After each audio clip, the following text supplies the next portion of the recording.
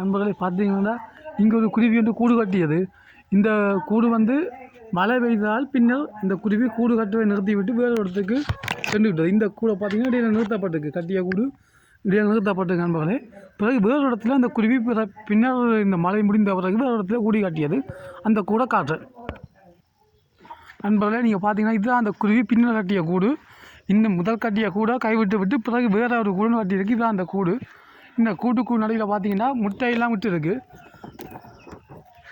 இங்கே நான் காட்டு முயற்சி நண்பர்கள் இங்கே பாருங்கள், இந்த குருவி முட்டை உள்ளே போட்டிருக்கு, ஒரு முட்டை வந்து உள்ளே போட்டிருக்கு. ஆனால் என்ன இந்த குருவியில் இந்த கூடு சாதாரண குருவி கூட கொஞ்சம் வித்தியாசமே இல்லை.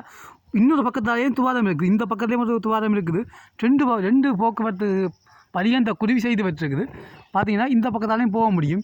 இது ஒரு வாயில், இது ஒரு வாயில், இன்னொரு வாயிலுக்கு பாருங்கள். இது மறுபுறம் இன்னொரு வாய்.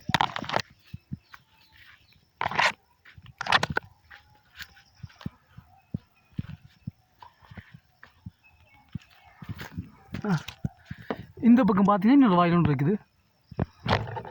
இப்போ மலைக்கு கொஞ்சம் இதான் அந்த இன்னொரு வாய், 2 வாய்கள். இந்த புறமாகவும் குருவி போகும், அந்த 2 புறமாகவும் குருவி போயிருக்குது. ஆனால் இப்போ தற்போது மழை வந்த பிற்பாடு அந்த குருவியை ஒரு முறையும் பார்த்ததில்லை. நன்றி நண்பர்களே.